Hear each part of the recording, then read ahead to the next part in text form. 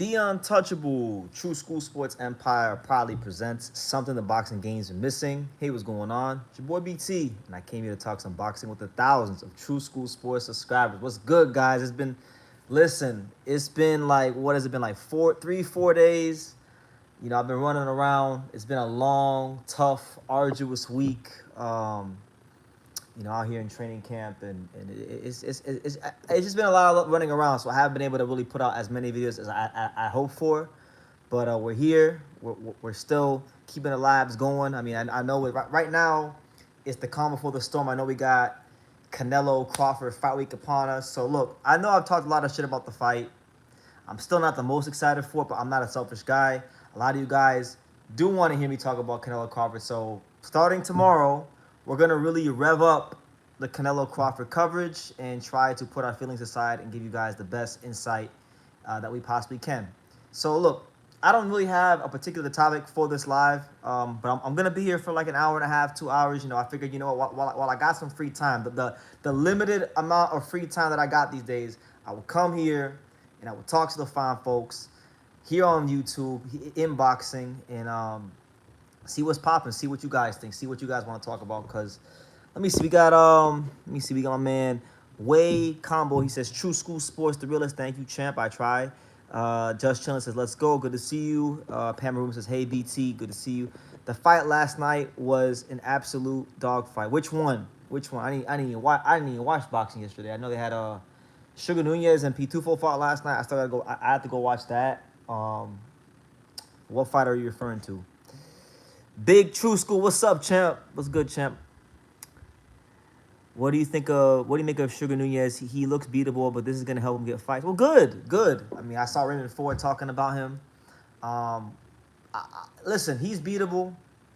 It looks like they're trying to angle for a Sugar Nunez versus Navarrete fight, which is very predictable because it's Mexican versus Mexican. So I get it, but I would rather see him fight Ford. I'd like to see Ford in a big fight again.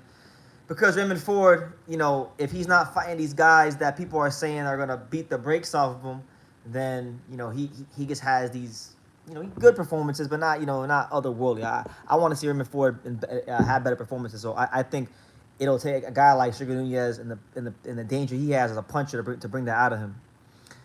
The other dude almost had it. They called 2 knockdowns and the punches didn't even land. Yeah, I haven't watched it yet. I got to go watch it. I've been busy.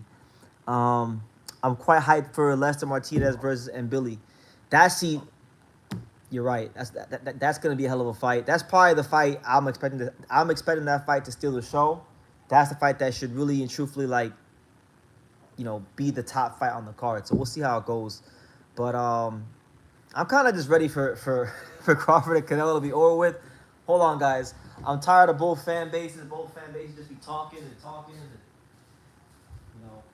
I'm ready for it to be over with because, Canelo wins. They're gonna crown Canelo the best fighter in the world. If Crawford wins, they're gonna say he's better than Floyd, and it's like I'm just ready for it to be done with. Just get me to Norman versus Haney already. Where has Verdejo been? I think he went to jail or prison. Something. I'm pretty sure he got sentenced to prison time, because he had a whole case with that girl, that pregnant girl that she was pregnant and he threw in the water or whatever. So, that's that. You saying it's the fight of the year? I gotta go watch that because I have a hard time believing that. The best fight of the year that I've watched thus far is Kenshiro Taraji versus Seigo Yuriokui. That's probably the best fight I've seen this year. But I'll check it out at some point because I do want to talk about it. But let me see. I don't know if Navarrete and just because they face off, it doesn't necessarily mean they'll fight. Could just be that they want to see those guys fight. It's Mexican versus Mexican. We'll see how it goes. Eddie Hearn was talking about those guys fighting or Nunez fighting Ford for the longest. So I think they're still gonna go and try and make that fight. The punches did. One hit Diaz shoulder, dropped him due to being up balance. The second was a knockdown where Diaz got hit. Oh, so good for Pitufo, man. Pitufo, good for him because a lot of people felt like he was going to go in there and just get chopped up by Nunez. So the fact that from what you guys are telling me, he went in there and he gave a good fight. That's good. But he's never He's never really been able to get over that hump in the world title fights. He's now 0-3 in world title fights. So, you know, it is what it is. Do you think the mob still have their fingerprints still in the sport? And if so, in what capacity? Oh, my God. You trying to get BT hurt out here asking these kind of questions. The mob? I don't know if it's not like the mob like back in the day. Like it's not like, you know, Blinky Palermo and Frankie Carbo back in the day with the fancy hats, and it's not like that. But I definitely think to a degree there definitely is still organized crime in boxing. I mean, we all know who Daniel Kinahan is, so you know that'll tell you right there. And I'll leave it at that. What did I think about Eglesius Iglesias? He's arrived. I feel like now, you know, we've been hearing about him. People in the hardcore box community have been saying, like, you know, oh, Iglesias this, Iglesias that. But now I feel like it's safe to say that Iglesias has arrived. You know, when you go in there and you beat the brakes off of a guy who challenged for the world title, and in some people's estimation, myself included, thinking he won, you know, he dominated him. So the fact that he dominated Vladimir Shishkin the way he did, I'm gonna say he's arrived. Now I can confidently say he's not, because there's some fighters in boxing where, you know, some fans just bring the name up to sound like they know more than they really do.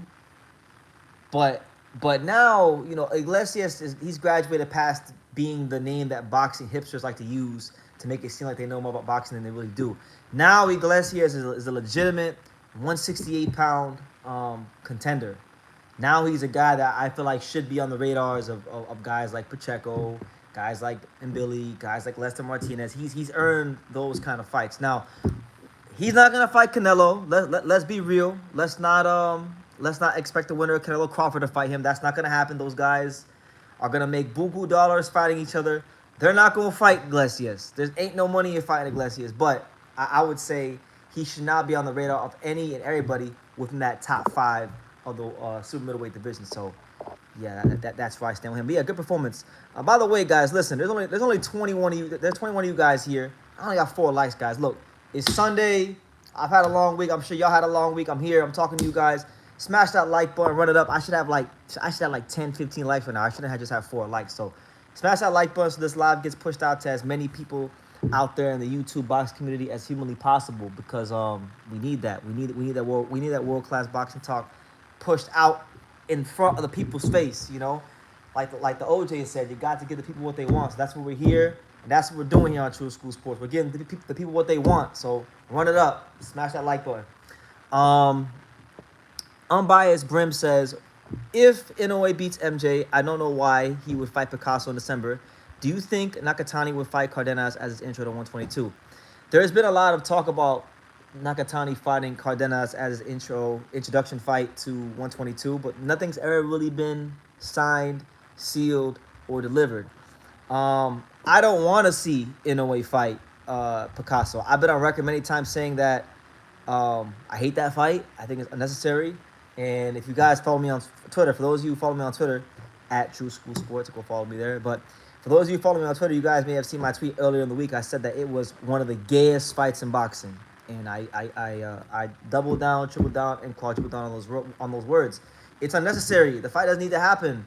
Picasso just fought a guy in Kyunosuke Kameda who is a domestic level Japanese fighter. He's a Corkin Hall fighter, all right. And Picasso and Kameda were like neck and neck when they fought. There wasn't no like clear separation in class, which there should have been if he's really on that level to fight a guy like Inaway. So, no, we don't need to say that. We don't need to see that fight. And I'm good if we don't see that fight. Please, for the love of God, no. You know, Inaway's in the latter stage of his prime years. I don't want him to waste any fights. I want to enjoy these last couple of fights because these are the last couple of fights of his prime. He ain't at the peak of his powers no more, but he's still in his prime, towards the latter stages of it. So let's not waste time. Let's not, as the Brits would say, let's not mess about. Let's get to the smoke. Let's get to the meaningful fights. Break down Phillip versus Mosey Tama. A lot of you guys want to see me break down Mosey Tama. It's a good fight, man. I feel like that's a fight, personal opinion, and I might be in the minority on this. I feel like that fight's a step too far for Moses right now. And you know what? Forget what I think. Ben Davison thinks that, because they're not asking for Hergovich. They was asking Mosley, Tom, and his team, they're asking for guys like Jermaine Franklin. They don't even want to go near the Hrgovic level because they know that right now that kid ain't ready yet. Hrgovic got a granite chin. He got one of the most accurate right hands in the heavyweight division. Sure, defensively not the best. A little slow, a little bit robotic. Stamina questionable. I can see where you would think Moses could beat him, but you know, you don't want to rush a young fighter. You know, boxing, it's all about taking the right fights at the right time. And while maybe he could beat Buffalo Hrgovic, there's a better way to get to that fight than just fighting him straight away when you haven't even gone past like the 6th round. So I feel like Moses should take his time.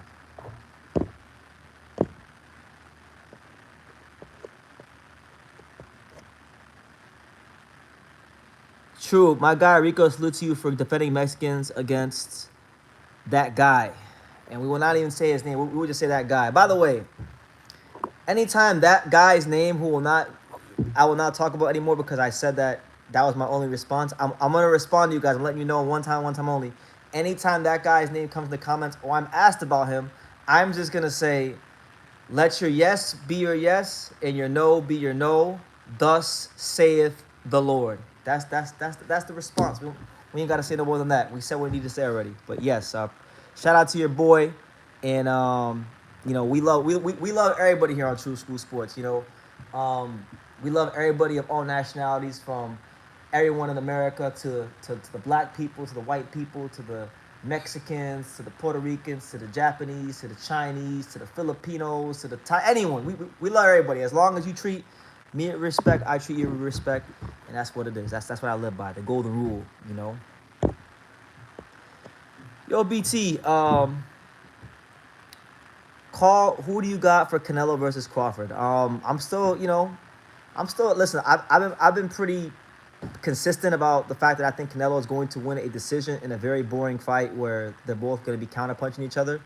And nothing has changed yet. So later on in the week, I should have my official prediction video out. But right now, that's what I'm leaning towards. That's what it's looking like.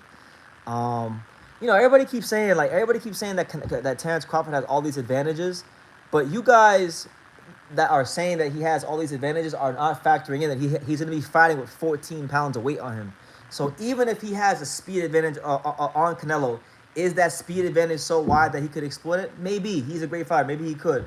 But I don't think it is. And I think it's going to turn into a battle of counterpunching, and I think Canelo is going to win a very boring, listless decision. It's going to be two counterpunchers waiting each other out. That inevitably, that's what the fight is going to turn into. But we'll see. Hopefully it's not.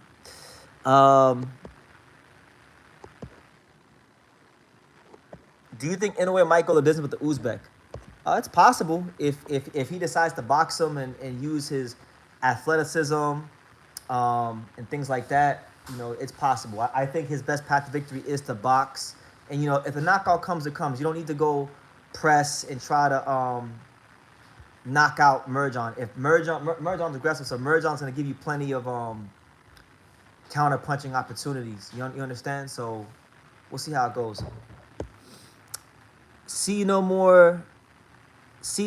more MMA says, what's up, BT? Hockey season is right on the corner. Combined with the upcoming fights, I can't wait. Listen, man, today is 1 month from today is the start of hockey season.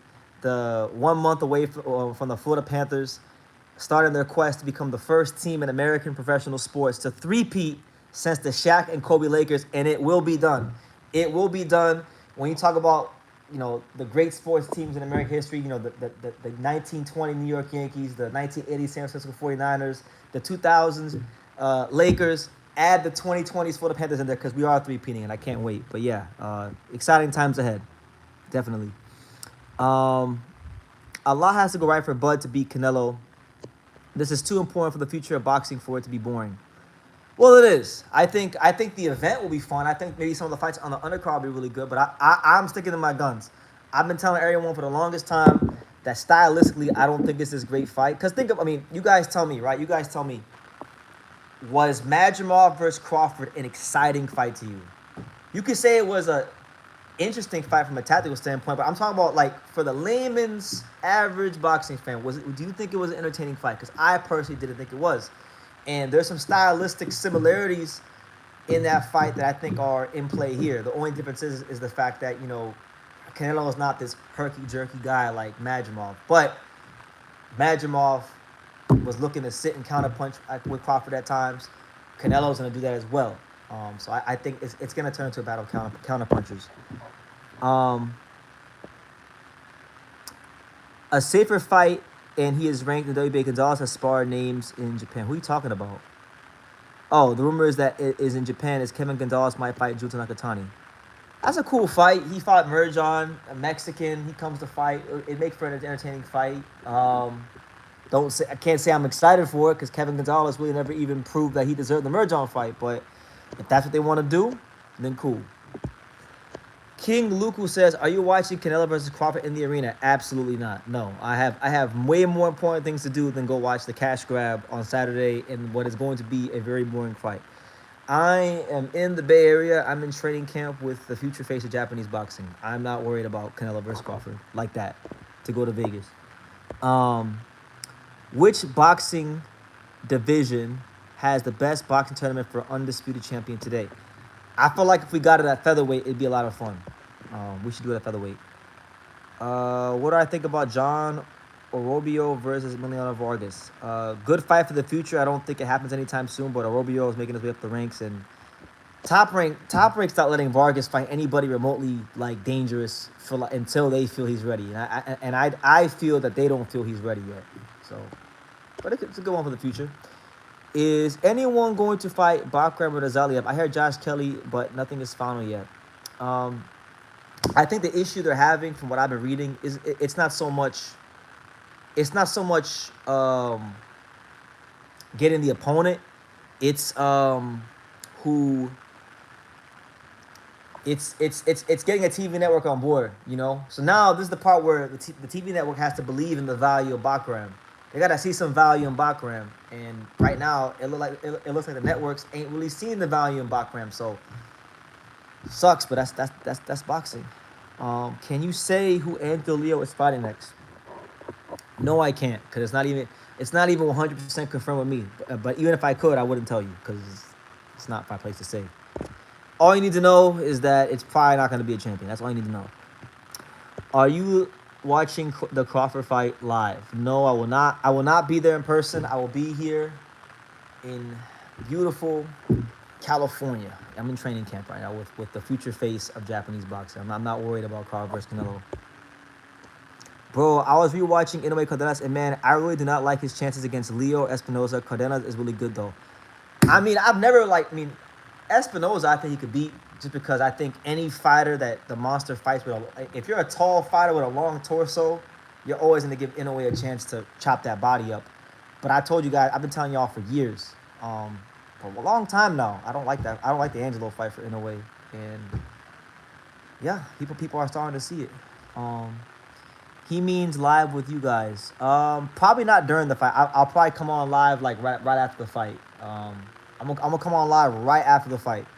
I might be going to a watch party here in California, but I'm probably just gonna do it like a live like right after the fight. So we can do the immediate aftermath, like Canelo versus Crawford, and we can let the fans talk their shit in the comments. If you're a Canelo fan, cool. If you're a Crawford fan, cool. I'm not bothered either way. I'll just be happy that it's done and dusted. Hopefully it's not a draw. That's the only thing that'll get me upset. I don't care if Canelo wins. I don't care if Crawford wins. But if we get a draw, I'm going to be mad as hell. How in the world was Jordan White a big favorite over Renee Tellez? I don't know, man. I didn't even know he was a big favorite, but I watched the fight. I did get a chance to watch that card. A very good card on ProBox. Renee Tellez got a stoppage. My boy Kevin lost to a 10-0 prospect in a fun fight. And then Suleiman Sagao, to me, was the star of the show. Suleiman Sagao beating the brakes on Brian Acosta, continuing to cement himself in his place in the featherweight division as one of the best guys. I feel like that was the story of the night. That's just me. Did I see Ilya Taporia call out Crawford? He thinks that that's his McGregor-Floyd fight. So he's gonna he's gonna get the shit kicked out of him like Conor? Like, are you really not excited for Canelo? I could not care less. I honestly am. I'm excited for it. I'm excited for a week from now when it's done with, so I can stop talking about it. I don't care about the fight at all. It's a cash grab. Crawford selling his O, and doesn't prove anything. Like if Terrence Crawford wins, I already know Canelo's overrated, and and if if Canelo beats Crawford, well, you beat a welterweight. So it's like, what am I learning here? Like, I'm not really learning anything. The only thing that would really be, I mean, I guess for the Crawford side of things, if he wins because of the fact that he's not really a 60 pounder or really a 54 pounder, you know, he does make for some good conversation. But it just, to me, it feels like a really unnecessary fight, and the fight's really a microcosm of where boxing is at. Boxing's not about the best fighting the best anymore. The boxing is about names. So, and that's what we're getting. We're getting Crawford Canelo, unnecessary. What's his name? Jake Paul versus what's his name? Tank, and then we have now Mayweather Tyson. So it's like, that's where we're at now. It's just name versus name. Forget weight classes. Doesn't really. I don't learn anything. Like, I'm a boxing purist. I'm trying to get excited for it. I'm trying to like work myself up to get excited for it, but I'm not fake. Like, I can't fake things for you guys. Like, I can't sit here and be like, oh my God, this fight is so good. I can't do that. I'm being honest with you guys. I hope it's a good fight. I hope it turns out to be one of the best fights of the year, but I'm not excited for it because I feel like Canelo Alvarez should be fighting Dave Benavidez right about now. He's not doing that. And Terrence Crawford, I mean, he's getting paid well. God bless him. He deserves a payday. But, like, I want to see him fight Jerron Ennis. I want to see him fight Virgil Ortiz. I want to see him fight the guys at 54. You know? But that's just me. I know I'm weird. I know I'm a weirdo. I know, like, you guys aren't like that. You guys want to see Canelo Crawford because it's big name versus big name. I know people are excited about it. But that's where I stand, if you ask me. Yes. Canelo, listen, Canelo is a great fighter. I'm not saying he's not A-level. But yes, in my opinion, he's overrated. Because people make him out to be better than what he actually is. They say he's the best Mexican fighter of all time, which to me is ridiculous. It's actually ridiculous. And the fact that people are going to try to use him beating Terrence Crawford as a means to justify him being the best Mexican fighter is even more ridiculous. It's a joke. Canelo can knock out Terrence Crawford in the first round. He still wouldn't be better than Salvador Sanchez. These are two of the best fighters to ever lace them up. BT, you were out of your rabbit-ass mind. That's cool. Hector Camacho versus Sugar Ray Leonard was two of the best fighters to lace it up. It was still a bad fight. That don't mean anything. It's the fans' fault. There have been good fights this year with lesser names, and most fans don't care. It's true. No, I agree with you. Like, I got a video coming out later about Tyson versus Mayweather, and I'm gonna quote some of the things I said in that video right here, because I was reading some old quotes from like William Shakespeare, and there's a quote that said like, life is a tale told by idiots, signifying nothing but noise, and it's meaningless, or something like that. I'm paraphrasing, but it's like, if life is a tale told by idiots, then who are the idiots? Is it the fighters? Because it can't be the fighters. The fighters are just doing what they can to make sure that they have the most money possible, because this is a hard game and nobody looks after you when you retire. So I can't get mad at the fighters. But who I can get mad at are the consumers. The consumers keep co-signing this bullshit, so we kept getting fed more and more of this bullshit. And the real fights, the fights that actually have significance, y'all don't really care about those fights. So y'all, not y'all as far as the people in this live, but I'm saying the consumers at large are telling the boxing industry what you guys want to see. When you guys want to see Crawford Canelo, so we're getting Crawford Canelo. What if Canelo went to 75 and beat Benavidez? He would be one of the best Mexicans. He's one of the best. I'm not saying he's not one of the best. He's one of the best. But people are saying outright he's the best already. And they're saying if he beats Crawford, it definitely solidifies him being the best. And I'm like, you guys are out your rabbit-ass mind. He ain't better than Salvador Sanchez. Canelo has never knocked out one Hall of Fame fighter in his entire career. If he knocks out Terrence Crawford on Saturday, he will now have just done in his like 70-something fight with what Salvador Sanchez did when he was like 21, 22, however old he was when he fought Wilfredo Gomez and Azuma Nelson and them kind of guys. Like, there's no comparison. There's literally no comparison. BT, but Canelo has competed at all weight classes. These are weight classes against different styles, different top fighters, and has been winning. Yeah, but I mean, if you look at his, I mean, again, I don't want to be that guy. Like, his career is almost over. I have grown somewhat of an appreciation for Canelo at the end of his career, but I mean, if you look at the best, if you were to name the best fighters on his resume, who would you guys say they were? I'm talking about just guys he fought. Who are the most talented fighters, the best fighters he fought on his resume? You'd probably say Floyd, you'd probably say Bivol, and you'd probably say Golovkin. Now, how many of those guys did he beat, like, convincingly? He didn't beat Mayweather. He got schooled. He got schooled by Bivol. And, you know, the Golovkin fights are up for interpretation, right? I thought he lost the first fight. Second fight, I thought he had a big case to win. Crawford's probably like that last guy you could put in that elite class of the best guys he's fought. No, people are going to say Kovalev, right? And he did knock out Kovalev, deserves some credit, but it's like Kovalev had just fought Yard. It was a quick turnaround, but he knocked him out, so we'll give him credit. He became the light heavyweight champion. That is to be respected. Billy Joe, let's be real, wasn't a proven 168 pounder. He did all of his great work at 160. If you really look at Billy Joe's resume, his best fights, the fights that made Billy Joe were at 160. At 168, he beat the guy Sufi, whatever his name was. He didn't really prove himself at 168 before fighting Canelo, right? But again, I don't want to nitpick, man. I'm just saying that he's got a good resume. He beat some top fighters. I'm not saying he didn't do that, but man, you if you hold it next to guys like Salvador Sanchez, and hell, fuck Salvador. Forget Salvador Sanchez. I don't think Canelo's better than Ricardo Lopez. Nope, absolutely not. Unless they change the bad romance of boxing, which is the boxing orders, and give commissions the sanctions to approve and deny all bouts. Boxing will always have its flaws. It's almost here. Boxing's big super fight. I agree. We're one day closer to Jake Paul versus Tank. I agree. 140 to 175. Come on, BT. I mean, look, man. I don't want to be that guy because I'm trying not to. I'm trying to keep 2021 BT like calm down. But when we start talking about Canelo's career, I'm gonna have to refresh your memory with some of my talking points in 2021. There were some guys he didn't fight there, you know. But that's neither here nor there. How did Valdez look? He won. It was on ESPN Deportes, and I heard he won. Good for him.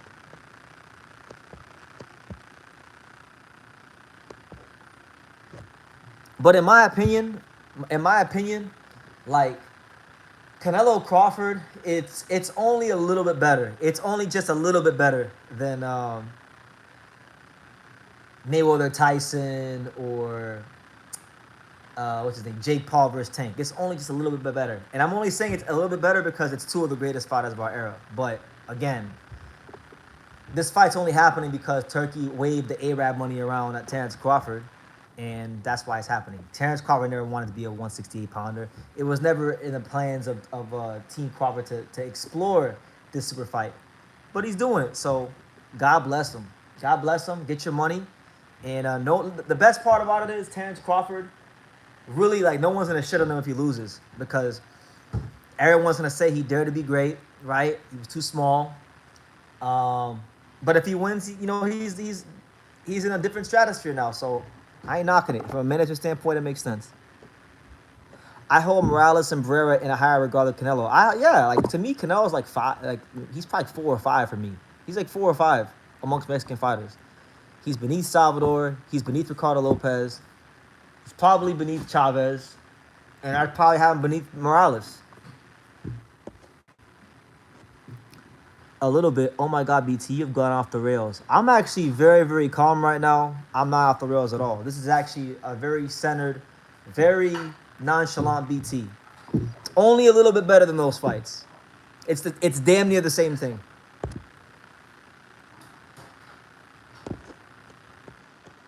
I've been saying everywhere, but Crawford won't even come close to entertaining fights we have this week. That's what I'm saying. Like, I guarantee you, Crawford versus Canelo will not be as exciting as the Pro Box card on Friday. Guarantee it. I had more fun watching Suleiman Sagawa and Renee Talese the other night than I probably will watching. Hopefully I'm wrong, because those are exhibitions. This ain't far off. It's not. About the same thing. Terrence Crawford going to be heavy as shit. He's going to start gassing after about 5.5 rounds. Canelo might too, but it's his weight class, so it's a little different. He's still going to retain a little bit more power. I remember Hopkins skipping 168 from 160-75 to fight Tara, but somehow Hopkins winning. This has a different feel to it. How does it feel to you, Slide Encounter? You know boxing. You have a great boxing mind. How does this feel to you? Can you compare it to any fights of yesteryear in the past? I'm trying to think. What does this fight feel to me? Because I can't say it feels like Brook versus Golovkin because I feel like it's bigger than Brook versus Golovkin. You know, I don't think Terrence is gonna get beat up in this fight the way Brook did against Golovkin. So I can't say it's that. I can't say it's Khan versus Canelo either because I don't think Terrence is gonna get knocked out cold like that. So I'm trying to think, what's a fight where a guy who was smaller moved up in weight and went the distance and lost? I have him even lower. Canelo has always had the judges in his back pocket. Martinez versus Billy is my Super Bowl, though. I told my family about it, waving our flags that whole day. Shout out. Yeah, that's the fight, guys. Martinez and Billy, that's the fight. To be honest with you, I don't think I have to really sit down and think about it, but I can't think of a fight like this. Because the thing is, it's such a big event. Like, it's at a football stadium. So you got to think of it in terms of, like, okay, what's a big fight that happened in a stadium in America or anywhere that was like, okay, two of the best fighters of a generation moving up to fight each other, you know. But you kind of feel in your heart of hearts it's not going to be an exciting fight from a style standpoint. When has this happened in boxing history? BT, can you explain this tweet? Opataya only getting $1 million budget for a fight is why I don't ever buy into Turkey LLC propaganda. Oh, with my pleasure. And I got a video dropping later on in the evening about that. So go check that out when it drops. But I'll explain it here for you. So I watched an interview that Opataya did with Talk Sport. And in the interview, he was speaking about, you know, the current state of his career. He was talking about how basically he can't get these big fights with the champions, how he doesn't really care about the names so much, but he cares about the legacy. He wants to be the undisputed champion. Like, he really doesn't give a fuck about the names. He doesn't care about who has the belts. He just wants the belts. He has a burning desire to be the undisputed cruiserweight champion, right? So right now he can't get the champion. So the fight that's being presented to him is a fight with Chris Billings-Smith. You know, Chris Billings-Smith, former cruiserweight champion, just lost to Zotto, probably one of the best guys in the division who doesn't have a title, right? Now, Opataya stated that they're only giving him a $1 million budget to fight on the undercard of Eubank versus Ben, the rematch, part 2. Meaning that there's only $1 million to pay both fighters. And the way he said it was going to go was it's a 50-50 offer with Chris Billings-Smith taking $500,000, right? And Opataya taking $500,000. Now, Opataya is like, look, if Billings-Smith needs to take up the whole purse, take the whole purse. Chris Billings-Smith saying he wants $1 million to fight Opataya. I don't blame him because Opataya is a dangerous fight that could change the trajectory of not just your career but your health. So get all the money you can. But my issue is, and the reason why I bring up Turkey is because why are you only giving the cruiserweight champion, one of the best guys you have, one of the best fighters on the whole Riyadh season umbrella stable is Opataya. He's the guy that I feel like isn't really getting his career move forward. And everyone always talks about how Turkey's the savior of boxing and he's this and he's that. And I look at a guy like Opataya who is one of the best fighters out there, and he can't get the big fights delivered. And it's like, bro, Turkey, what are you doing? If you got to pay Zotto X amount of dollars, you pay him that money. You got to pay Chris Billings-Smith X amount of dollars, you pay him that money. But that's not happening. He wants to give these guys peanuts for an important fight in the cruiserweight division. So my thing is, I don't buy into the Turkey propaganda because of what I'm seeing, or maybe for more what I'm not seeing in Opataya's career. Because why is he getting paid peanuts as a champion, but then Riyadh season in Turkey are being bankrolled by the Saudi Arabian government, and they don't have a problem with losing money. We've been told, and we've been sold on the idea that they have all this money to burn. So if you got money to burn, then burn the fucking money and pay Opataya. That's where I'm coming from. You know? But I know people are gonna say, BT, here you go again. Here you go hating on Turkey. I'm just Just telling y'all what I'm seeing. Just give it up. Turkey and TKR are going to end up running boxing. Well, they're the reason why boxing is terrible right now. They're the reason why boxing is so slow, because all you got a bunch of fighters on this card, and I'm not giving it up. I'm gonna keep telling you guys the truth. I'm gonna stand on my square. If I make my bed, I got no problems lying in it. You know, I'm a man. Opataya is overrated. He's done squat. You got the nerve to be calling Canelo overrated. He is. Doesn't mean he's not good. It doesn't mean he's not a great fighter. People always get in their feelings when you start using the word overrated. You can still be a great fighter and be overrated. Being overrated just means that the person that's claiming that believes that you are not as good as advertised, that you're getting hype that supersedes your skill level and or accomplishments. And when they start saying Canelo Alvarez is the best Mexican fighter of all time, that's when I start saying he's overrated. That's ridiculous. That's blasphemous. He's not the most skilled Mexican fighter of all time. He's not the most accomplished Mexican fighter of all time, and he does not have the best resume of any Mexican fighter of all time. It's bullshit. Turkey is the reason we got multiple undisputed fights we likely wouldn't have gotten. PBC and Showtime are the reason we got multiple undisputed fights that we wouldn't have gotten. But nobody's dick riding PBC in Top Rank. We got Jose Ramirez, Josh Taylor. People didn't make a big deal about it. We got Charlo versus Castano. People didn't make a big deal about it. You know, plenty of other promoters have delivered undisputed fights. Yeah, he gave us Fury Usyk. I've given him his credit for that. I've given him his credit for Better Be at Bivol. I've given Turkey his credit for them fights. But Turkey has still yet to make any, I guess you could say Crawford Canelo is maybe the first big, like, I'm talking about mainstream blockbuster fight. This is the first real blockbuster fight he's ever made. Right now, this next weekend is the first blockbuster fight he's ever made. Those fights were significant fights for boxing. This is a blockbuster fight in terms of mainstream appeal, you know, because you're gonna have the Mexican fan base, Canelo's fan base, Crawford's fan base, all in one. It's a big deal. But like I'm still waiting for Benavidez, Canelo. He ain't done that, you know. I'm still waiting for Opataya to get his shot. I can't even, like, that's not even asking a lot. I'm asking for Opataya to get fight against the other top guys, and he can't even do that. So it's like, I'm just pointing out what I'm seeing.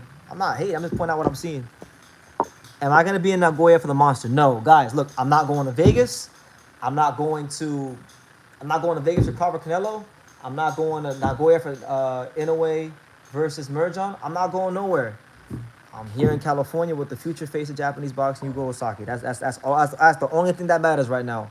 All that other stuff y'all talking, that don't really matter to me right now. Where is PBC and Tommy right now, bro? Not dying on any hill, but without him, boxing would be in a worse spot at this moment in time. I would say it's in the worst spot because of him. It's in the worst spot it is because of him. All these, even the big fights, all these big fights that are going to Saudi, bro, nobody wants to go to Saudi for these fights. There's no atmosphere at these fights. There's no ambience at these fights. The zone, everything's on the zone now. Like, you know, I got no problems with the zone. You know, I'm one of the OG DAZN subscribers.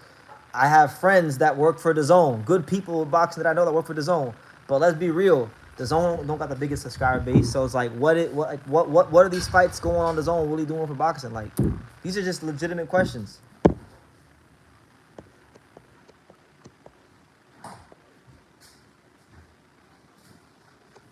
The best is hard to claim. Well, yeah, I'm not saying he's not great. If you want to say Canelo Alvarez is one of the top 5 best Mexican fighters of all time, you could have that. Because I think he's done more than enough to earn at least that much. But once you start saying number 1, because I've been seeing a lot of like, yo, he's the best Mexican fighter, especially if he beats Crawford talk. I've seen that all over social media.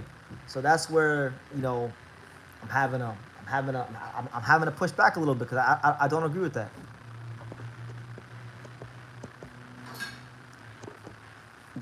Did they use the IBF rehydration clause last night because Diaz looked pretty big compared to Nunez? If it was an IBF world title fight, then they have to. It's in the rules, yes. The player Akhmadaliev is making me worried. He seems tough. He's strong. He's a strong fighter. I would definitely say he's the biggest puncher Inaway has fought since he's been at super bantamweight. Some people will argue and say Luis Neri is a bigger puncher than Merjan. Nah, I'm gonna say that. I would say that definitely Merjan is the biggest puncher Inaway has fought as a super bantamweight fighter.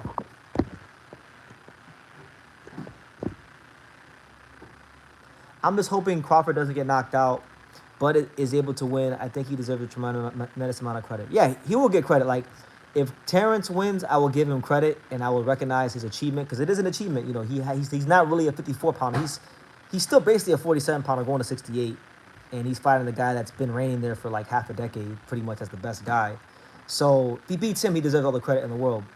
But I'm not going to sit here and say that, oh, and I'm not going to entertain any conversation about him being better than Floyd. He's not better than Floyd. And as far as Canelo, because I know people are just waiting to say that Canelo is the best fighter in the world again if he beats Crawford. Hell no. Hell no.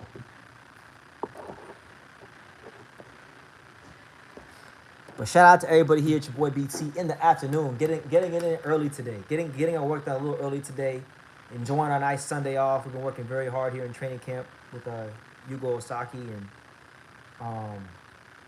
yeah, great things are ahead. Great things are ahead in the future for True School Sports and BT, and it's great to be alive. It's great to be alive.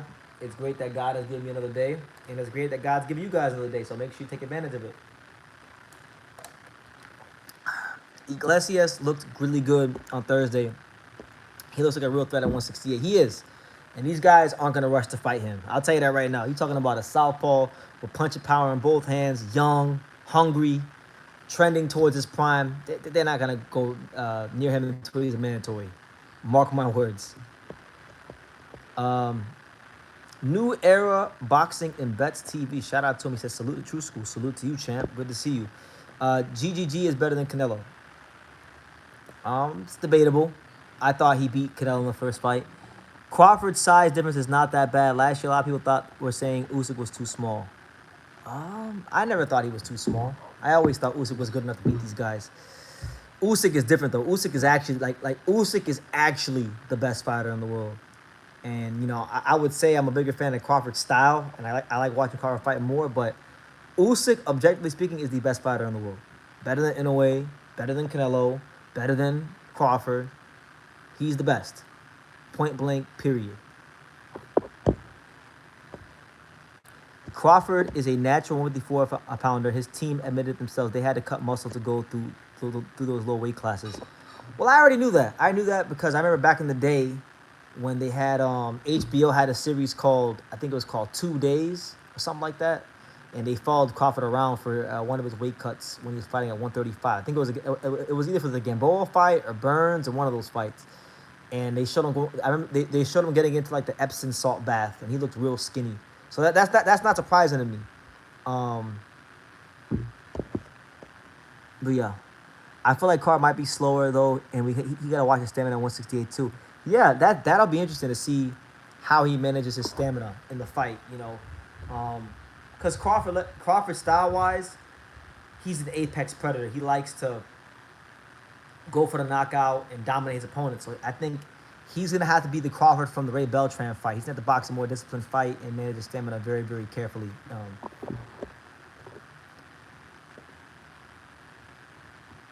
Naoya Inoue has the best hair of all fighters in the history of boxing.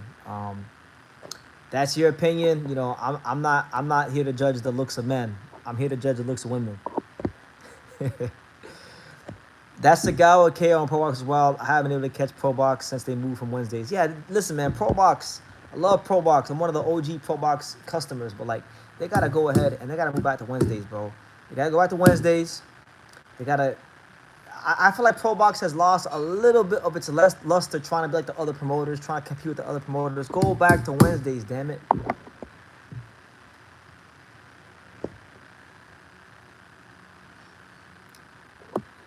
Canelo's stamina is not that good. He loads up. Well, who knows, man? You know, for this fight, I think we're gonna get a different Canelo. maybe both these guys are going to be juiced to the gills. What do you guys think? Let's take a poll because a lot of people love to talk about steroids and performance enhancing drugs. Do you guys think Crawford and Canelo will be juiced to the gills on Saturday? And if so, who do you think has the better juice behind them? Answer in the comments.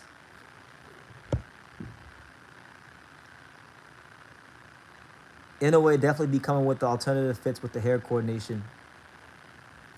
Yeah, man. Inaway. Well, not just Inaway. Japanese fighters with the outfits, they're different. They're a little bit different.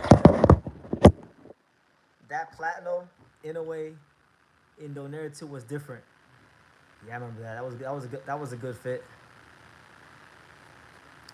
I got Usyk, Bud, Inaway, Bivol as the best current 4 fighters on the planet if tossed up to those 4. I would have the same 4. I think you got your 4 correct. I would move the order around a little bit, but yeah, I think you got the 4 guys correct. Your boy Dobson is on a pro box card on September 27th. Yes, I know. He's fighting Nicholas Flaus. It's another chance for Pete Dobson to get his career right. I'm hoping that Pete can win this fight. I don't know if he will, to be honest. I don't have a deep opinion about this fight yet because I haven't had time to really think about it or go back and watch Flaus. But I think it all depends on Pete. If Pete shows up in the condition he was in 2022 when he fought Jose Miguel Borrego, I think he could beat him. Dobson will be drained at welterweight. Possible. Very possible. Pete Dobson is a big guy for 47 these days, so it's possible. Bud is going to stop Canelo this weekend. Peeps are going to be shocked. I'd be gassed. If he knocked out Canelo, I'll tell you this. Apart from, that's probably the only outcome that will get me happy is if Terrence Crawford actually knocks Canelo out. I would love that because that would serve Canelo right for trying to fight these welterweights. I would be overjoyed if Terrence Crawford knocked out Canelo.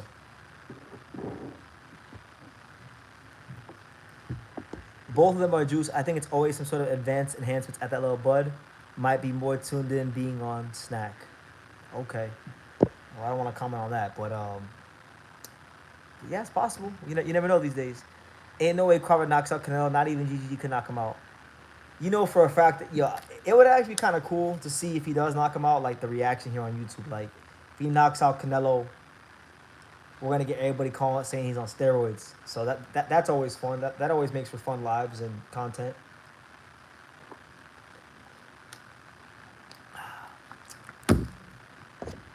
I'm gonna tell you this. Whoever loses the fight, just cause I really don't care. Whoever loses the fight, I'm going off on whichever fan base because I'm tired of the Bud and Canelo fan bases. They've both been annoying to me throughout the whole build-up.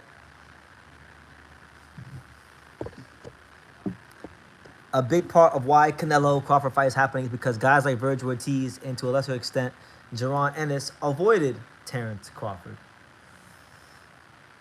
Yeah, I ain't knocking you for that. I ain't knocking you on that one. Boots had his chance. He wanted to be loyal to Steven Espinoza in Showtime. So I remember talking about that. And, hindsight's 2020. Virgil Ortiz is acting like a straight, and I hate using this word because I have so much respect for him as a fighter, but I gotta be honest, I can't lie to you guys and fake the funk. Like Virgil Ortiz has been acting like a diva recently. He's acting like a diva.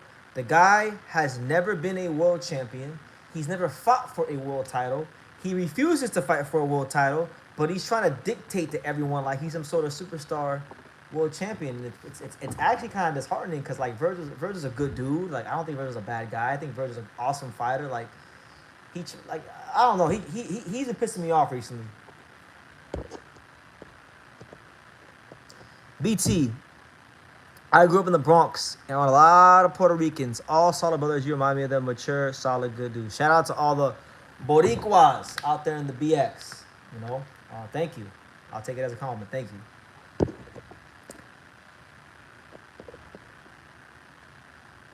Virgil was asking for big fights. Nobody wants to fight him. It's frustrating.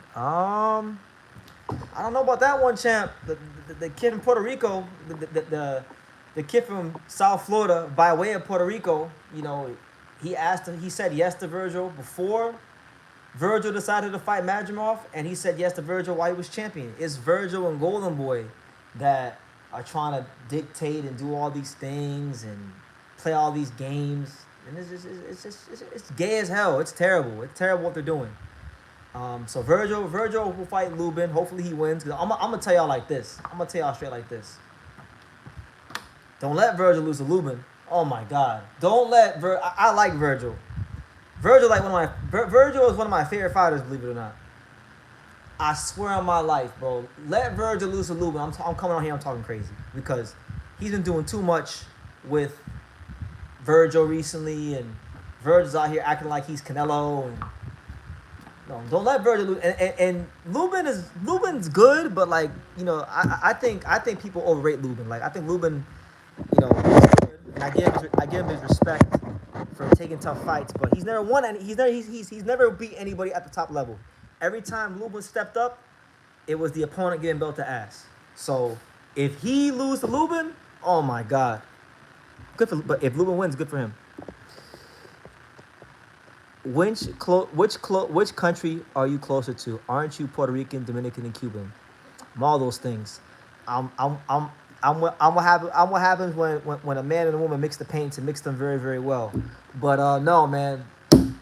Which one am I closer to? The one that I'm in, the USA, the United States of America, the Stars and Stripes, the lakes of Minnesota, the hills of Tennessee. That's where I'm the closest to. Virgil is gonna beat Lubin like a slab of meat in Rocky. He should. He really should. Lubin's been in a lot of wars. Yeah, Lubin's been in a lot of wars. Virgil's better than Lubin. Listen, Virgil better come out here and make a statement against Lubin. For all the nonsense they've been playing, he better come out here and make a statement against Lubin. Because Lubin, I don't care what nobody tells me. Everyone keeps telling me,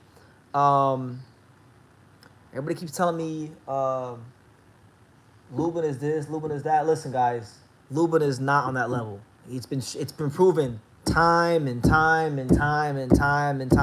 again. I don't understand how people keep giving Lubin all this credit for fights he didn't win.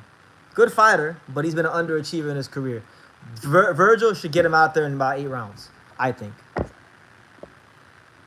Stop the neutral answer. We want BT in the Caribbean. That's not a neutral answer. I'm being honest with you. You said which country am I closest? Which country am I the closest to? The one that I'm in right now. The one that I spent my whole life in. My dad's from Puerto Rico. My mom's got Dominican and Cuban roots, but man, I'm from South Florida. I spent most of my time in America. But if you want me to give you an answer, I would say of those 3, probably Puerto Rico, because my dad's Puerto Rican. I grew up around a lot of my family that was, you know, in that culture, you know, going to Puerto Rican cookouts, eating Puerto Rican food. So I would say that, but again, Puerto Rico is a territory of what? The United States of America. So I'm still telling you the same thing I've been telling you. What's your assessment of Nicholas Flaus? Good fighter. He's turned his career around. He's found new life. Good for him.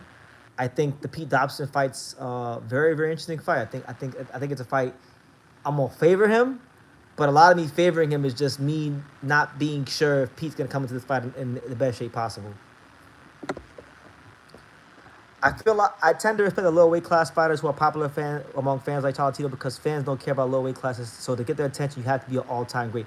Exactly. That's why I like the lower weight classes, because you gotta earn this shit. You don't just get a chance to be from Mexico or Puerto Rico and be a halfway good fighter and have some promotional dollars put behind you. No, you gotta actually really be one of them guys. So that's kind of why I like the lower weight classes too, because it's boxing in its purest form. You gotta really be good to get attention. BT, who are your top 3 fighters from Florida? Right now or all time? Right now, shit, Teofimo Lopez, Xander Zayas. I mean, they're both products of South Florida. And then after them, I mean, it's a toss up. You can go a lot of guys. You could go with I'd probably say in terms of talent, even though he's not really relevant in boxing like that right now, is probably Lawrence Newton. But like he hasn't fought in a while. He was one of the top bantamweights. Oh, he said all time? Shit, all time? Roy Jones Jr. Oh, that's tough. Roy Jones Jr. Probably like wait, could say like Winky Ride, Antonio Tarver, and then maybe I'm gonna throw a South Florida guy in there just because I'm biased. I'm gonna throw my boy Randall Bailey just because. Um, no, but all the time you got a lot of guys. You got Thurman, you got Tarver, got a lot of guys, man. But Roy is number one. We all know Roy is number one.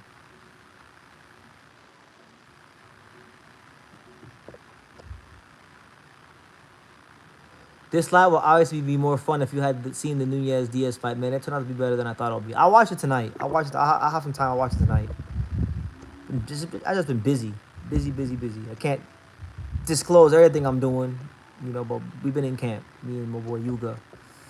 And it's a lot. It's a lot of shit going on. Lower weight classes can't afford fights like some of the fights Shakur Hayne had to put up because fans lose interest and just won't come back. That's true. They got to fight. They got to fight to gain and maintain relevance. Are you in the camp watching the Inaway fight, or are you just going to watch it when you wake up? We don't have a TV. They haven't announced any TV provider here in the States. So if they could get us, like, if they let me know where the hell I can watch the fight in America, I will watch it. I will stay up. Salute, BT. I've seen some bits of Jin and how he's recovering from the loss. Boxing is brutal. Yeah, man. Shout out to Jin Suzuki. He just started training again. It's my guy. Hachioshi Nakaya Boxing Gym. Stand up. But hopefully he gets it together. I like Jin Suzuki. Kakachi is an idiot for not fighting Nunez. Yes, he is. And he's an even bigger idiot for running his mouth about American fighters, and he ain't fought no American fighters. He called Raymond Ford a typical American fighter, but he ain't fought none of the typical American fighters. So, I'm gonna wag my finger at Kakachi out here shooting his mouth.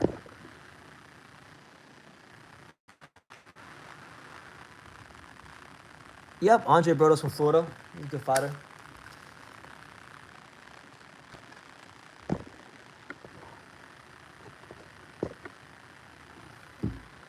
A 23-year-old Lubin versus a current Xander's eyes. How do you see that going? Ooh, that'd be a good fight.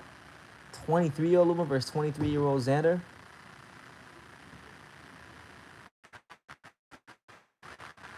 Xander on points. I don't know, man. That'd be a good fight.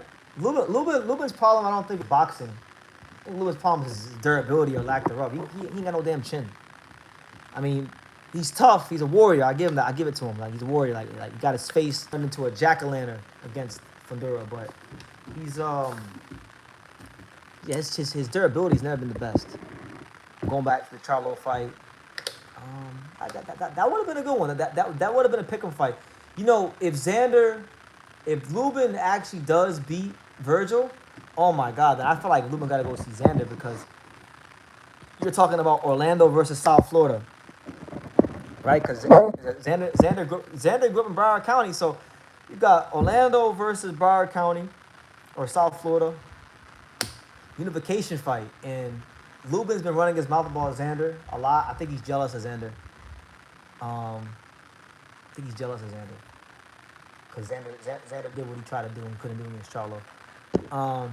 Andres Kiani says, "You are what your pops is." Well, there you go. I'm Puerto Rican, then. There you go. My dad's Puerto Rican. Jin Suzuki did good, bro. Brian Oman is honestly just improving at a surprising rate. Yeah, man. He really is. And I think he's the best welterweight, and I think he's going to go ahead and do Devin dirty, like, really bad when they fight. Like 7 rounds or less. Why is Virgil fighting Lubin when he could have faced Murtazaliev? Because his management team knows what's up. That's why.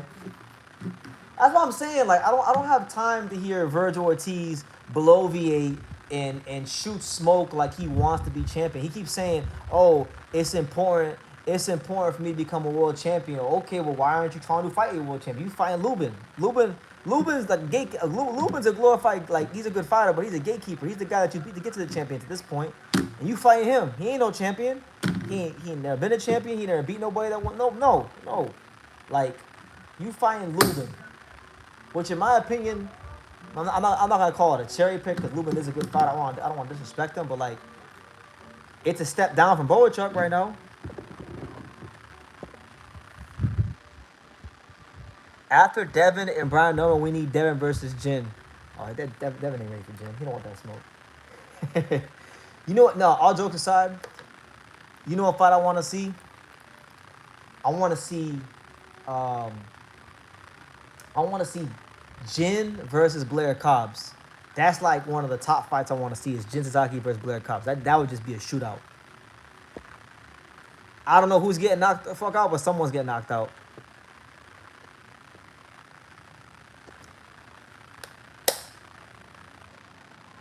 Yeah, Jin just has a lot of flaws he never corrected, and that they never corrected in the gym. They never corrected in the boxing gym, so it all showed on fight night. At that world-class level, you can't have as many holes as Jin had, and he just never corrected those things, and it showed in a major way. So now that it's been shown, they know what they got to work on, and yeah.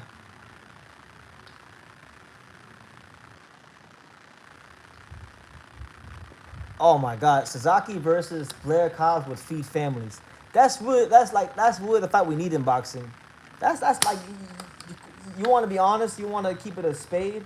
If there was ever a fight that the welterweight division needed to happen for entertainment purposes and for just the boxing fans, I feel like Blair Cobbs and Jin Sasaki's that fight. Like two guys that just lay it all on the line.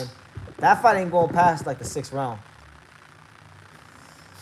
Autonomic Action Boxing. What's going on, Audrey? How you doing? Hope all is well in South Florida. She wants to know, am I going to Canelo Crawford? No, I am not. I have more important things to tend to than Canelo Crawford. I don't really care about Canelo Crawford, if I'm being honest with you. I'm in California right now. I'm helping the future face of Japanese boxing in training camp right now. So that's what it is.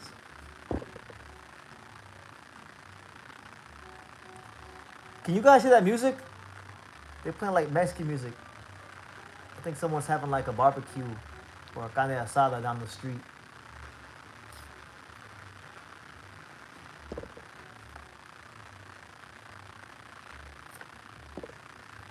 I know I've been telling Haney fans that shit ain't sweet. Why are you in Cali? I'm helping Yuga Osaki in training camp. BT is scared of the Saudi secret services. I'm not scared of anything. I'm not. Listen, you guys. You guys. I don't come on here and just like talk crazy because that's not my style. But really and truthfully, guys, I'm not scared of nothing. I'm not afraid to die. Like, I'm cool. Like, if a plane would crash into his house or if anything bad would happen to me right now, I wouldn't feel I lived a great life, so I ain't scared of nothing. Saudi Secret Services. We ain't worried about no damn Saudi Secret Services. What's my role? It's a great question. What is my role? I would say liaison / consultant / advisor / many things. It's not just one particular thing. It's a lot of things. You know, everything from communicating with a nutritionist to film study to, you know, giving him input on certain decisions with his career. You know, there's all kinds of things.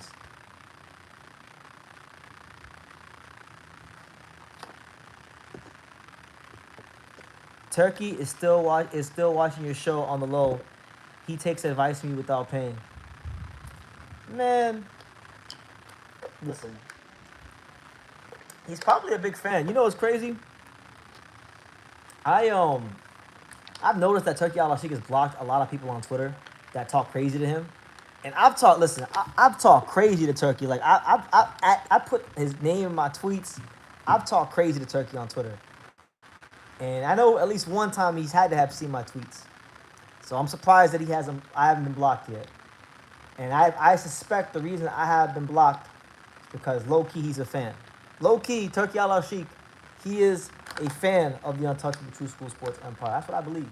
But that is neither here nor there. Maybe he hasn't seen them, and maybe he still doesn't know who I am. But I've treated his ass a lot, so I want to be led to believe. I will be led to believe based on what I've seen on Twitter before that yeah, he finds value in some of these things we're saying. I've been doing a bunch of research on the Saudis, Dr. William Al. Oh God, yeah. So you've gone down the rabbit hole. Turkey loves it. Some of the fights you had mentioned, he has made. He has mentioned or made later down the line. Yeah, well, look, that's what it is. A lot of people here on YouTube, they like to get into like how many subscribers they do or don't have. But see, you could have a lot of subscribers on YouTube, but that don't mean you really move the needle when it comes to this boxing stuff. Like, But here on True School Sports, like what I say has value. Like we move the needle here. You'd be surprised how many matchmakers and managers and people come on here and listen to what I have to say, and they actually wind up listening to a lot of what I have to say because it's good sound advice from a good sound mind. Someone who's not polluting his mind with alcohol, someone who's got a very, very astute boxing mind. So, yeah, it wouldn't shock me if Turkey listens to some of the things I say on here. It wouldn't shock me. I know people from Top Rate listen to me, Pro Box, Golden Boy, maybe some of the matchroom guys. I don't know. I don't know. Half the time, I don't really know and catch wind of who listens to me until later on when I go to fights and they say, "Hey, BT, I watched this video and you said this," and What's wrong with alcohol? I mean, nothing is inherently wrong with alcohol, but let's be real. Alcohol, especially if you drink a lot of it, it's going to impair your judgment. It's going to impair your ability to make rational decisions. That's been proven over time. So I don't really. I'm not gonna say I don't drink. Like I do drink, but I'm a celebratory drinker. So if you catch me with alcohol in my hand, it means something good just happened to me. I'm glad Tank Davis didn't hold his hand and call him Uncle Turkey. Yeah, but he's holding Jake Paul's hand and calling Jake Daddy. So it's he still held it. He held somebody's hand. He still held somebody's hand, But I guess I would suppose it's better than holding Turkey's hand. But I don't know. Is it? I don't know. Is it really better than holding Turkey's hand? Because I kind of feel like Jake Paul and Turkey worked together because they had that picture they took together. They both are working to get the Ali Act repealed. So they're both kind of on the same team, whether people want to acknowledge it or not. So is it really that much different? I don't think so.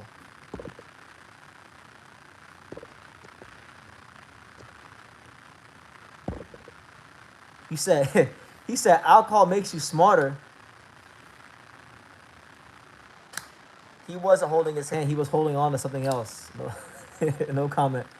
Have you boxed at all, BT? Just sparred. I've sparred a good amount of rounds.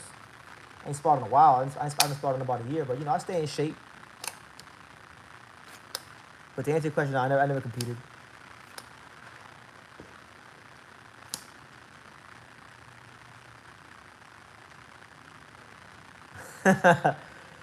Yeah. Tank was called Abdul Wahid. That we can't forget, and we have it. I'm glad you reminded me. Yeah, we can't forget that he was Abdul. But who am I? Who am I, little old BT, to criticize that man's path in life? Some people everyone's trying to find God. Some people, they go the Islam route. Some people become Christians. You do what you feel is right. I believe Jesus saved me, right? So I'm a Christian. But Abdul went his route.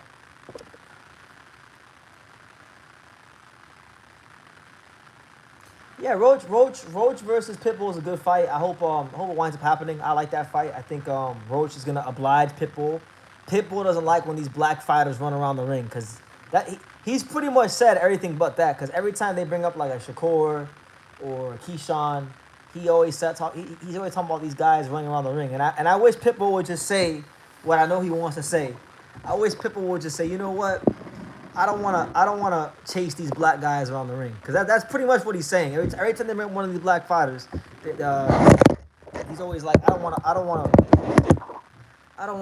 chase these guys around the ring. So if that's how you feel, just say it. You don't gotta do all this side talking. But Roach will oblige him. I think Roach will oblige him. I think Roach will sit in that pocket and fight him, because that's the kind of fighter that Roach is naturally.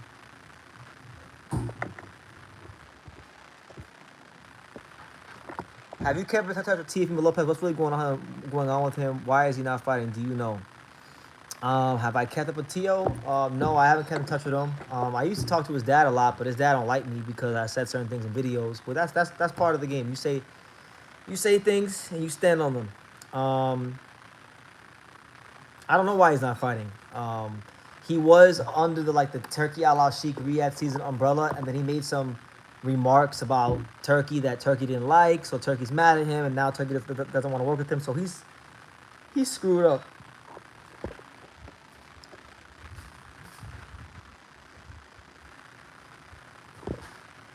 Tio's dad don't like anybody. That's not true. We were cool. I mean, with me and Tio's dad, it's hit or miss. One time I see him, it's all love. The next time I see him, he may be mad at me. I don't know. So it's always fun. It keeps things interesting. So I don't know.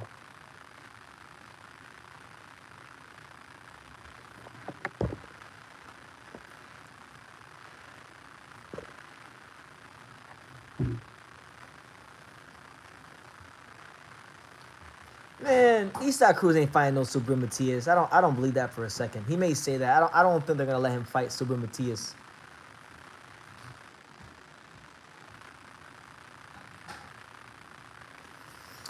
To be honest with you guys, because David said he's fed up with Teofimo Lopez. I'll be honest, I'm fed up with the majority of boxing at this point. I'm just the only thing that's keeping my love for boxing alive at this point is the young man to my right that's eating, Hugo Osaki and Angelo, and just the work that we do in boxing at this point in these lives with you guys. That's about it.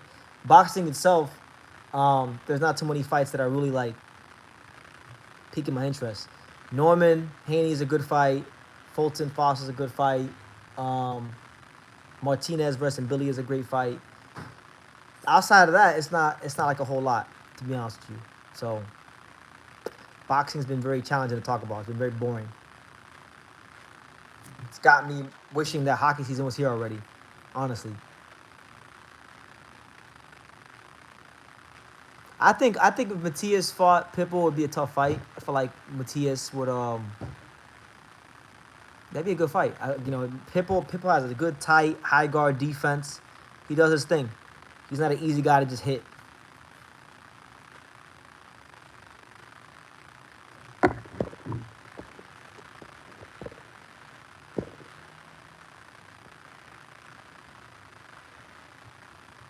Kieran Randall, what's good, champ?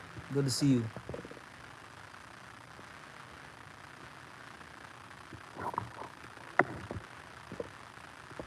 Yeah, guys, I just wanted to come and check in. I'm not sure how long I'm going to stay live. Maybe 15 more minutes.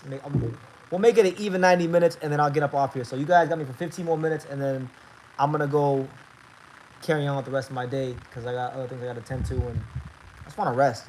This week's going to be crazy coming up, so I got to make sure I get my rest. But, yeah, we'll go 15 more minutes. Get your questions in. Make sure you smash that like button, super chat, subscribe, all that good stuff.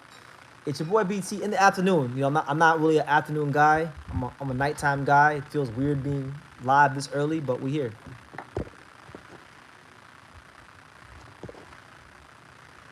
Not including Floyd at the top, but the top welterweights in that era: Cotto, Clottey, Mosley, Paul Williams, all clean up today's welterweights. Bitch, I don't know, man. He said who? Cotto, Mosley.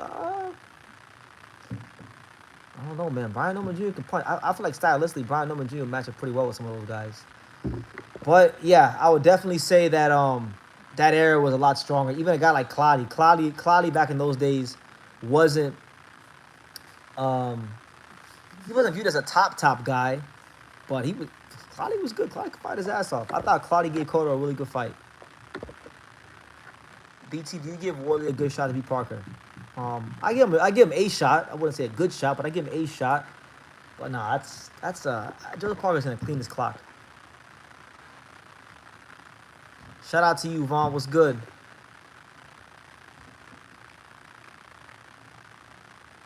Bud forgot his legs. We will see. We shall see what happened to Bud. Dude, Clottey retired at middleweight and never got stopped. Listen, Clottey's one of them top, like one of them top African fighters. You know, he put on for the continent. You know. And yes, Audrey, what was that comment?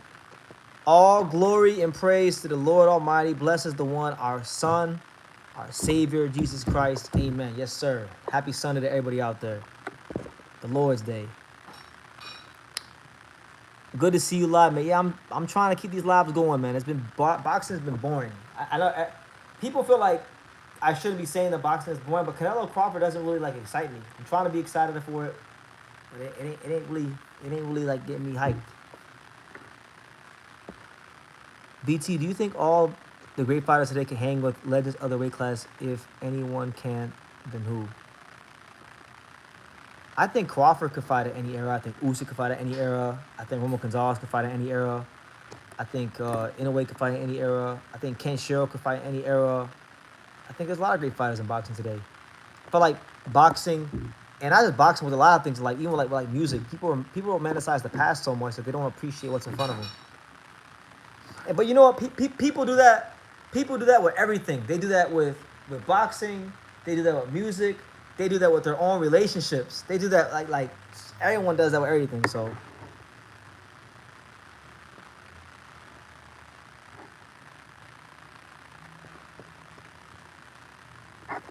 Talise is Mexican. That's why you don't care to talk about the injustice done to him. Here we go. You playing the race card. Meanwhile, every girl I don't fuck has been Mexican. If you want to just be honest, you know, and frank. But let's play the Mexican card. Talise, I mean, I watched this fight. I wasn't paying the most attention to it. I know he won. I know he was beating the brakes off Jordan White. Jordan White was a hometown fighter. I honestly didn't see what was done to him, so I have no clue what you're even talking about. I just know that he won. So put me on game.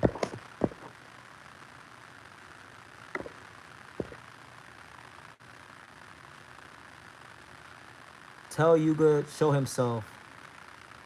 Nah, I'm gonna let the young kid chill today. He had a long week. He's chilling over there. He's eating.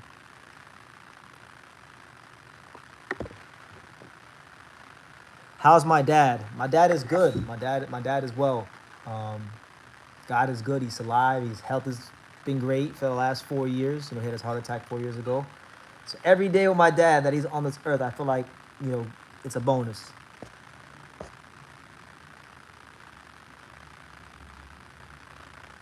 Kid Kansas fought last night and got a decision. Yeah, I saw it. It was a tough outing.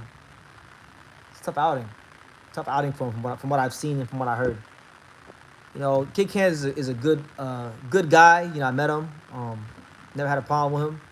I don't think he's like no upper echelon fighter, but Top Rank seemed to like him, which is surprising because Top Rank has they love to cut fighters when they don't perform well, and he got knocked out by like a nobody. I hate saying a nobody, but he got knocked out by some guy from Spain with like one knockout in 20 fights, something like that, and they kept him, which is very rare for Top Rank. So, you know, we'll see what happens with him.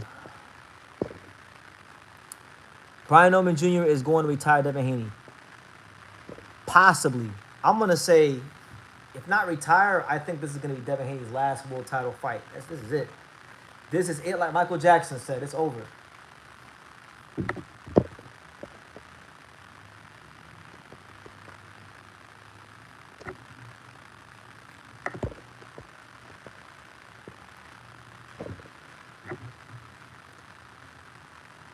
Norman will knock Haney out with a jab. That'd be crazy. I would go nuts if he knocks Haney out with a jab. Did I watch the Oscar Valdez fight? I saw highlights. I saw the highlights of it last night. You know what's crazy? Like, this is how I know boxing's not doing a great job promoting these fights, because I'll be forgetting some of these fights even happening these days. Like, Oscar Valdez is fighting on ESPN Deportes. Top Rank didn't do like damn near no promotion for it during the week. Same thing with Sugar Nunez and the Pitufo fights. Like, bro, do y'all care about these fighters? Do y'all care about people knowing that they're fighting? Do y'all want these fights to mean anything? Norman is a different breed. He's a try and true blue collar worker. He definitely is. That I can definitely attest to. Brian Norman is that. How is a Puerto Rican named Brendan Taylor? My dad was adopted, and his adopted lady's name was Taylor, so that's why his last name Taylor. That's why my last name Taylor. Devin Haney's so scared he got training. He got security training and hired Fareed Samad as a new coach. Shout out to Coach Free. I like Coach Free. He's a good dude. I'm not gonna ever talk down on my boy Coach Fareed. But, you know, Devin hired him. I saw Mickey Bay was in the camp, too, for a day, recently. Whatever he feels he has to do to beat Brian Norman Jr., you do what you got to do. You know, I don't know why he didn't. Who am I rooting for, Canelo or Crawford? I don't give a damn. I cannot think of a big fight in recent memory where I have given less of a fuck about who wins the fight. I just want the fight to be over with, and I want it to be not a draw. Whoever wins, just win. Don't let it be a draw. The only outcome that will make me upset in this fight is a draw.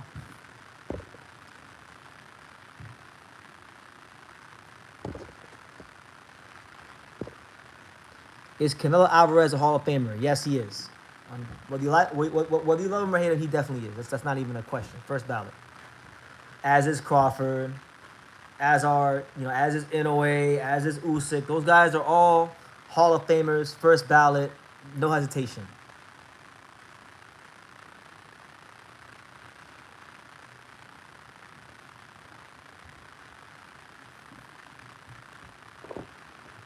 Bill Haney is working on his youngest son to become the next boxer. Should the tennis players show more respect to the fighters instead of trolling? It's not really on me to tell somebody else what they should or shouldn't do. I mind my business. I mind the business that pays me, unless you have my name in your mouth. Then I address you. You know, if you're worth addressing. That being said, that's his cross to bear, not mine. I try to respect the fighter as much as possible. Is Eglesius the best at 168? I can see it. He's very good. I can't say he's the best at 168 because he hasn't really. He beat some good fighters, but he's got to do more.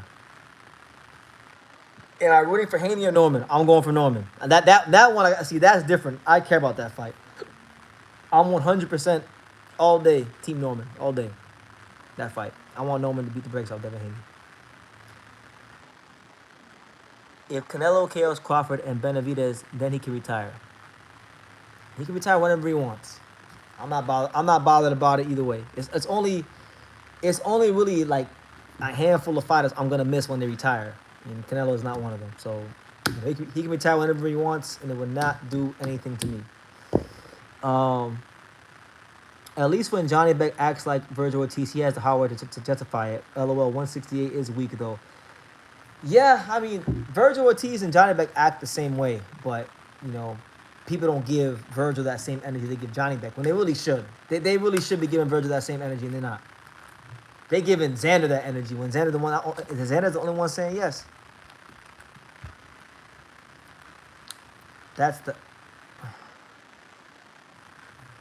Why are women boxers offering adult content? Are fighters losing professionalism over clout? Or are they losing brain cells over lack of intelligence? Which female fighters are making pornos and offering adult content? Which fighters? Who are you referring to?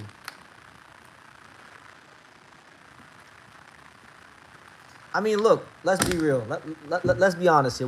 We're not idiots. Like, we know in society sex sells. So if these women could use their looks to get ahead, they're going to do it. It's just what it is. It's the tale as old as time. Like, why am I bringing up adult content? Somebody mentioned it in the comments. I'm not bringing it up. I don't give a fuck.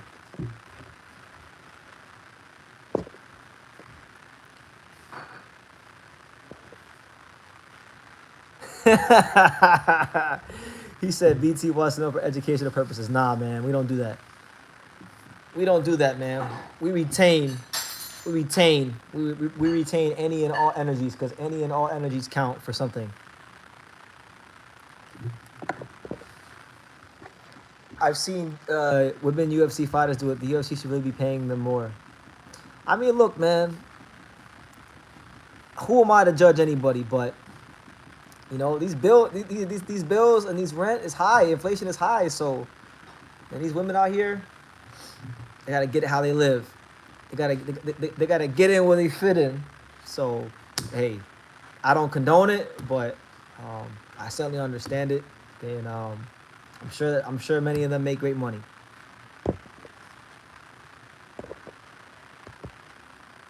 Both Canelo and Crawford fan base are annoying me. The extreme fan, yeah, that's what I'm saying. That's why I want this to all be over with.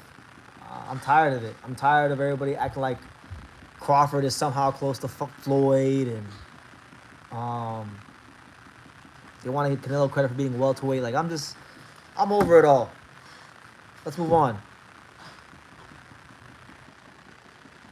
The good thing is though, I have such low expectations for this fight that odds are is I'm probably gonna enjoy the fight, because generally speaking, when I have expectations this low for a fight, it doesn't take much for me to enjoy the damn fight. So I'm probably gonna have a great time. I'm probably gonna go to a fight party here in the Bay Area, and then yeah, do my content, do my videos and whatnot, and whatever happens, happens. You know, I'm not really bothered too much about it. Parker and Woodley's a good fight. You know, it's a chance for Woodley to really get himself on that world level fully. But I think Parker beats him on points. Sky hasn't won any fights since the Olympics. It's okay for our boxers to date her promoter, Eddie Hearn. I mean, dates. I mean, you know, I don't want to comment on that, but I think they're doing a lot more than dating. I'll just leave it at that. There's a lot more than dating going on there, from what I believe in, from things I've seen. I believe both Canelo and Crawford are being overrated. I think right now Crawford is way more overrated than Canelo, but if Crawford wins, then he will prove me wrong. No, if Crawford wins, he goes to one of the stratosphere, but I'm just ready for it to be over with, done and dusted. Like, get me to next Sunday already. That's where I'm at with this fight.